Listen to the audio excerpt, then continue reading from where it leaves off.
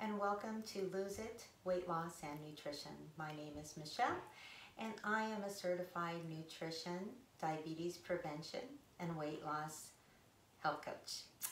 And today I'd like to talk to you about the glycemic index. We are flooded with information these days regarding nutrition and calories, macros, insulin spikes, syndrome X, metabolic syndromes, and so much more. And if you go on to websites, you can see information on all different types of eating plans and nutrition plans, and you will find the research to back up really anything. I mean, there's research on there saying how wonderful a ketogenic diet is, that there's no such thing as metabolic syndrome, that we don't lose our metabolism with age, that we do lose our metabolism with age. So there's a lot of conflicting information out there. So how are you going to differentiate? Well, what I've done over the years, especially with my education and experience working in healthcare, is, I pick and choose reputable sites that end with .edu or .org, or that are articles that are peer-reviewed. And, if it makes sense to me and I can use it and I've tried it out on myself, then I can recommend it, and that's good for me. It doesn't mean that it's good for everybody. And so when I make these videos and bring you this information, I hope that you're utilizing it the same. First, I always bring you reputable information, and I will let you know if something is my opinion or that I'm basing my experience on, but you do not need to worry about getting wrong information from me. The other thing I would like to say is, please ask me your questions. I welcome your questions, and it helps give me ideas on future topics. So today, discussing the glycemic index, one thing that I want to say is you do not need to track the information that I'm going to share with you, because you are already tracking in one way or another. Either you're doing your calories and macros, or you're doing the WW points, or maybe doing both. I've been doing kind of a series on metabolic issues because I think it reflects the challenges that we have with our nutrition and weight loss. And I just want to help everyone out there understand the processes that we go through when we have underlying conditions, and why we're hungry, and why our bodies don't burn like they used to burn. You used to be able to just cut back on your calories a little bit, start exercising a little bit, and boom, you are losing weight. Why can't you lose weight now? So I'm really helping to reassure people that these plans and your meal plans will work for you. But I think it helps explain why the scale stops moving, why we're losing muscle, and why we need to change the way that we eat periodically. So, glycemic index. Glycemic index is a value that is given to food based on how slowly or how quickly it is absorbed by the body to create energy. Default energy from the body is glucose. So what we decide to eat can influence how quickly that food turns into energy for us. Sometimes we need quick energy. If we know that we're going to be going on a hike, we're going to be doing a major swim, we're going to be walking all day, maybe you're going camping, which takes a lot of energy, fishing. So, those days it's okay to have a little higher absorption rate of your carbohydrates. For people that may be sedentary due to conditions, or that have metabolic issues, it can really help us understand in making our food choices. So let me give you an example. If you have some berries and if you have some pineapple and you were given the choice, normally we would choose the fruit that we like best. But if you have the information and knowledge of the glycemic index, then it can help you make better choices to where we control those blood sugar spikes, which in fact will help us because it will control our cravings and how our body reacts to that glucose. So berries are lower glycemic index than pineapple. So if you don't have that information, you wouldn't know how to choose a better fruit choice for you at that time. When you're first starting out on any nutrition or weight loss journey, you're not gonna necessarily worry about all of this information. You're just trying to learn to eat better. As you go through your journey, you will learn more and more and more. So an example of what I'm talking about is when I first started my weight loss journey, I just concentrated on eating off of a food list that was given to me because I needed to train myself how to choose and how much of that food to eat. I did not learn how to eat properly and give my body the proper nutrition.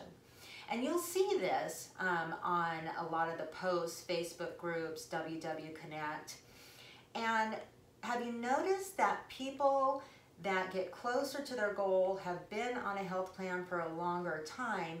Over that time, you kind of see them evolve into, they're running marathons now, they're only eating clean foods, they've decided to go keto or very, very low carb or many different varieties of things.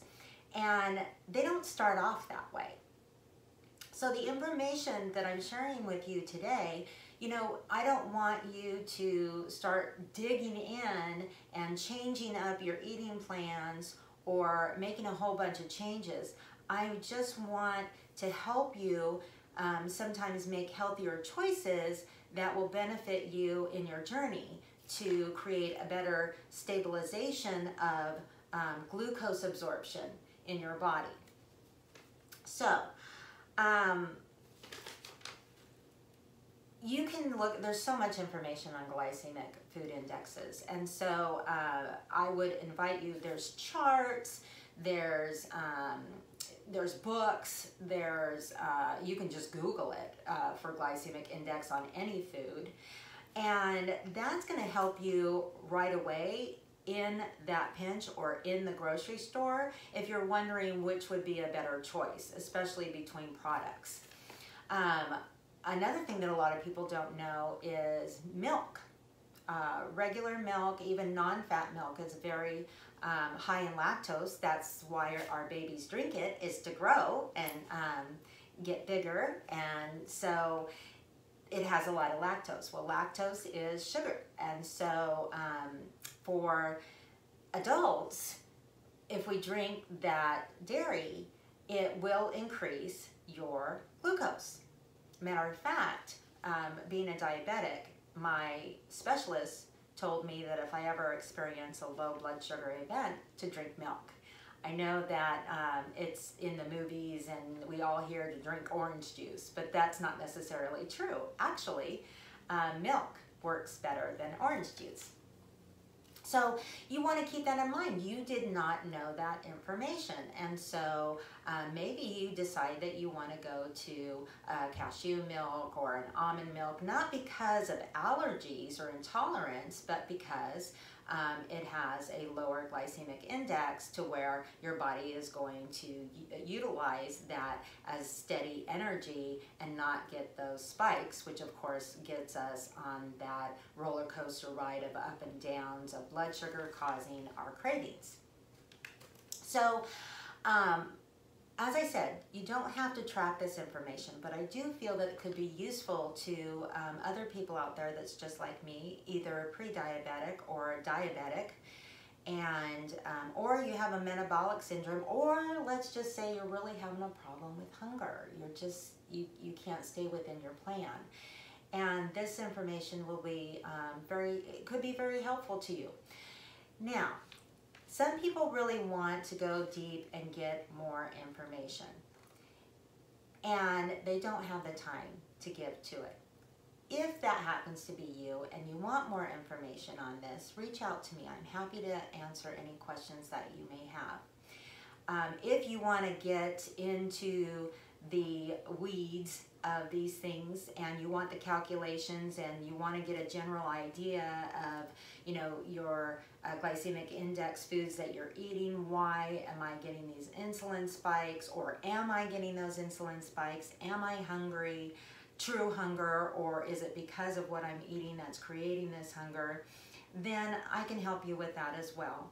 I do offer calories and macros help, as you know, calculations, but I also do health coaching, and so I can get down into the weeds with you regarding exactly what your individual situation is and how I can best help you. So, what is considered high glycemic index, medium glycemic index, and low glycemic index? Well, if the number is greater than,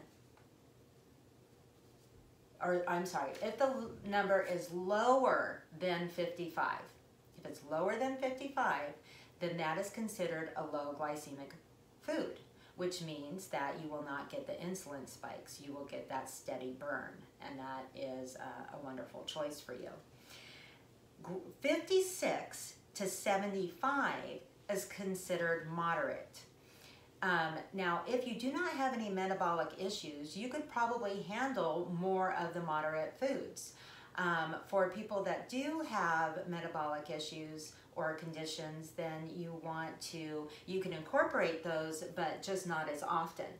And it has to do with pairing, what foods to pair with those moderate glycemic index foods.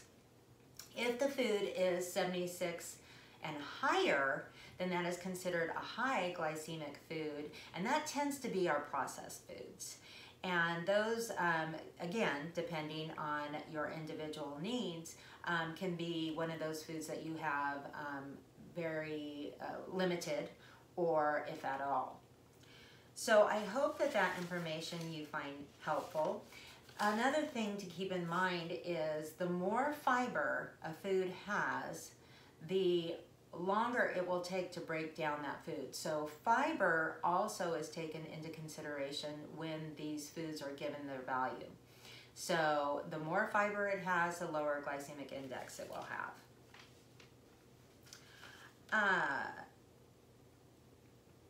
WW members, I did want to bring this up. So WW members that follow a point system plan, I want to reassure you that all of this science is part of the points.